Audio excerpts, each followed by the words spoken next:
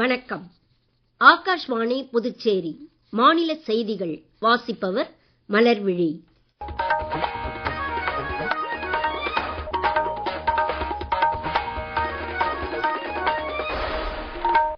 தலைப்புச் செய்திகள். மாட்டுச் சாணம் மற்றும் உயிர்மக் கழிவுகளை தூய எரிசக்தியாக மாற்றுவதற்கான கோபர்தன் திட்டத்திற்கு மத்திய அமைச்சரவை ஒப்புதல் அளித்துள்ளது. பிரதமரின் சூரியகர் இலவச மின்சார திட்டத்தினால் பயன்பெறும் வீடுகளின் எண்ணிக்கை 50 லட்சத்தை தாண்டி இருப்பதாக மத்திய அமைச்சர் திரு பிரஹலாத் ஜோஷி தெரிவித்துள்ளார். தமிழக அரசின் திருத்தி அமைக்கப்பட்ட வேளாண் பட்ஜெட்டில் விவசாயிகளுக்கு குறுவை சாகுபடிக்கான ஆதரவு திட்டம் அறிவிக்கப்பட்டுள்ளது. புதுச்சேரியில் மத்திய உள்துறை அமைச்சர் திரு அமித்ஷா வருகை தொடர்பான பாதுகாப்பு ஏற்பாடுகளை மத்திய ரிசர்வ் போலீஸ் படை அதிகாரிகள் இன்று நேரில் ஆய்வு செய்தனர். இனி விரிவான செய்திகள். மாட்டுச்சாணம், வேளாண் எச்சங்கள் மற்றும் உயிர்மக் கழிவுகளை தூய எரிசக்தி மற்றும் இயற்கை உரமாக மாற்றி கிராமப்புற மக்களின் வருமானத்தை மேம்படுத்தும் நோக்கிலான கோபர்தன் திட்டத்தை மொத்தம் 23,731 கோடி ரூபாய் செலவில் செயல்படுத்த மத்திய அமைச்சரவை ஒப்புதல் அளித்துள்ளது.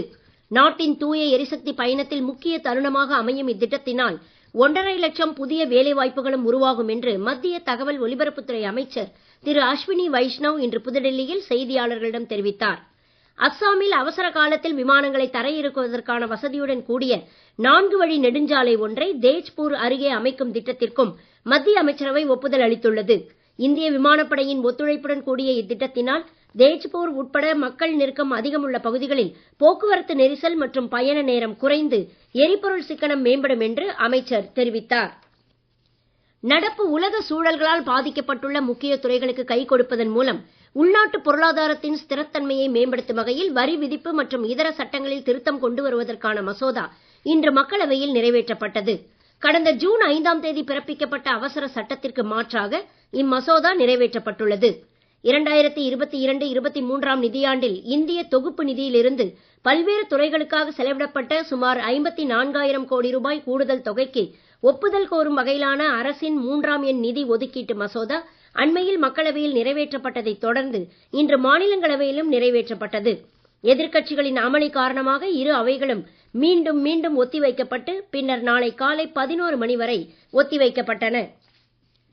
நாட்டில் பிரதமரின் சூரியகர் இலவச மின்சார திட்டத்தினால் பயன்பெறும் வீடுகளின் எண்ணிக்கை 50 லட்சத்தை தாண்டி இருப்பதாக புதிய மற்றும் புதுப்பிக்கவல்ல எரிசக்தி துறைக்கான மத்திய அமைச்சர் திரு பிரஹலாத் ஜோஷி கூறியுள்ளார்.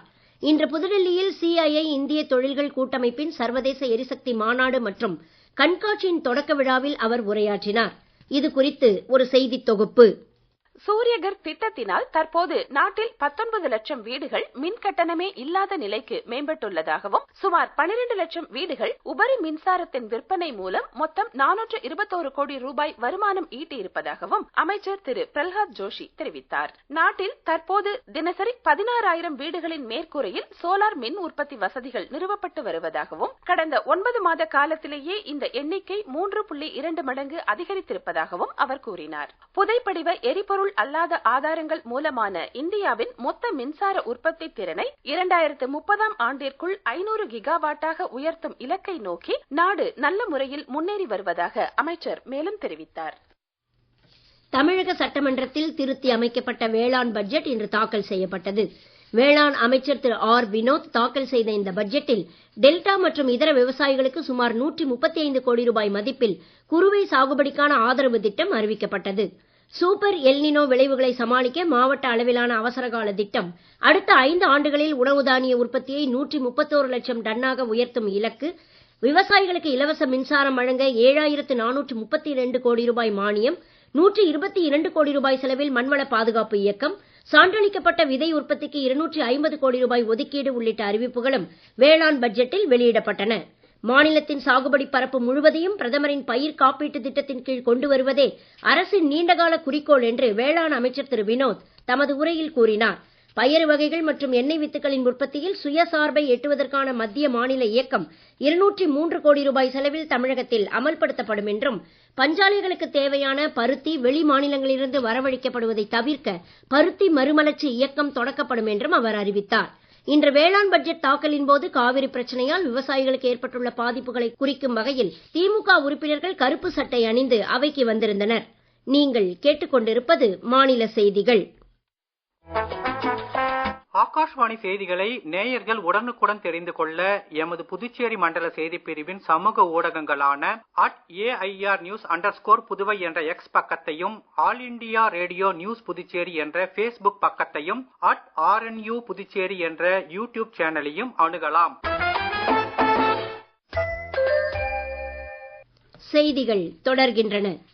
மத்திய உள்துறை அமைச்சர் திரு அமித்ஷா வரும் 8, 9 ஆகிய தேதிகளில் புதுச்சேரிக்கு வருகை தருவதையொட்டி விமான நிலையத்தில் மேற்கொள்ளப்பட்டுள்ள பாதுகாப்பு ஏற்பாடுகளை மத்திய ரிசர்வ் போலீஸ் படையின் கமாண்டன்ட் திரு யோகேஷ் புரோஹித் தலைமையிலான குழுவினர் இன்று நேரில் பார்வையிட்டு ஆய்வு செய்தனர். காவல்துறை உயர் அதிகாரிகள் மற்றும் தொடர்புடைய இதர துறைகளின் அதிகாரிகள் உடனிருந்தனர். மத்திய திறன் மேம்பாட்டுத்துறை அமைச்சகம் மூலமான பிரதமரின் தேசிய தொழில் பழகுனர் சேர்க்கை முகாம் புதுச்சேரியில் வரும் 10ஆம் தேதி நடைபெற உள்ளது.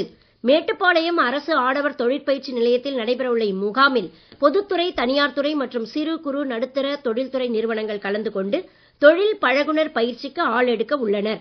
5 முதல் 12ஆம் வகுப்பு வரை தேர்ச்சி பெற்றவர்கள், ITI, டிப்ளமா மற்றும் பொறியியல் பட்டப்படிப்பு முடித்தவர்கள் இம்முகாமில் கலந்து கொண்டு பயன்பெறலாம் என புதுச்சேரி அரசின் தொழிலாளர் துறை அறிவித்துள்ளது.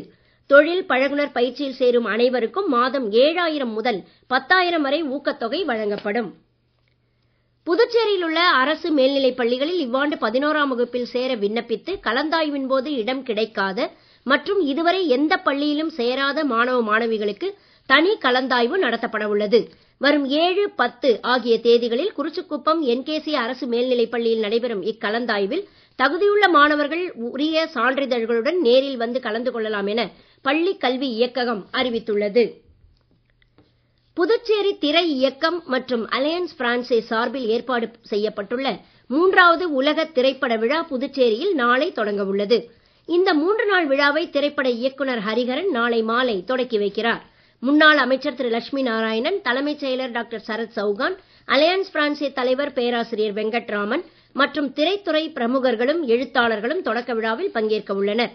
இந்த 3 நாள் திரைப்பட விழாவின் போது பிரான்ஸ், ஜெர்மனி, இலங்கை, இந்தியா உள்ளிட்ட பல்வேறு நாடுகளைச் சேர்ந்த 10 திரைப்படங்கள் திரையிடப்படும். விழாவின் 2ஆம் நாளில் இயக்குனர்கள் ஹரிஹரன், சிவக்குமார் மோகனன், சோமீதரன் ஆகியோர் இணைந்து பங்கேற்கும் சிறப்பு பயிலரங்கமும் இடம்பெறவுள்ளது. திரைப்பட விழா குறித்து புதுச்சேரி திரை இயக்கத்தின் செயலர் திரு KR ரவிச்சந்திரன் இன்று செய்தியாளர்களிடம் பேசுகையில், சர்வதேச தரத்தில் புதுச்சேரியில் நடைபெறும் இத்திரைப்பட விழா கலை ஆர்வலர்களுக்கு மிகவும் பயனுள்ளதாக அமையும் என்றார்.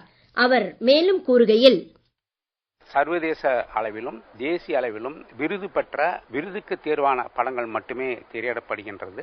நாம் பொதுவாக பார்க்கக்கூடிய சினிமாவுக்கும் இங்கே பார்க்கக்கூடிய சினிமாக்களுக்கும் ஒரு பெரிய வித்தியாசம் உண்டு. கருத்து செறிவு மிக்கதாகவும் அதே சமயம் நம்முடைய சிந்தனையை தூண்டக்கூடியதாகவும் மிக சிறப்பாக இருக்கும். குறிப்பாக நாளை மாலை திரையிடப்படக்கூடிய ஸ்ட்ரேஞ்சர் என்கிற படம் என்பது பிரபல பிரான்ஸ் எழுத்தாளர் கொய்மூர் என்பவர் எழுதிய ஒரு நாவலின் அடிப்படையில் தயாரிக்கப்பட்ட படமாகும். அதுபோல பல்வேறு படங்கள் என்பது நிஜ செய்திகளை அடிப்படையாக கொண்டு தயாரிக்கப்பட்ட படங்கள். குறிப்பாக இலங்கையைச் சேர்ந்த எழுத்தாளர் சோமீதரன் அவர்கள் தயாரித்துள்ள நெல்லிரா என்கிற ஒரு திரைப்படமும் திரையிடப்பட இருக்கின்றது.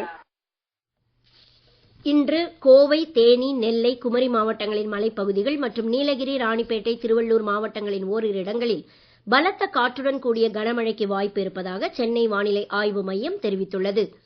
இதர மேற்கு தொடர்ச்சி மலை மாவட்டங்கள், டெல்டா மாவட்டங்கள், சென்னை, செங்கல்பட்டு, வேலூர், திருவண்ணாமலை, விழுப்புரம், கடலூர் உள்ளிட்ட மாவட்டங்கள் மற்றும் புதுச்சேரி, காரைக்கால் பகுதிகளில் பலத்த காற்றுடன் கூடிய மிதமான மழை பெய்யக்கூடும் என்றும், தமிழகத்தின் இதர பகுதிகளில் லேசானது முதல் மிதமான மழைக்கு வாய்ப்பு இருப்பதாகவும் வானிலை அறிக்கையில் தெரிவிக்கப்பட்டுள்ளது.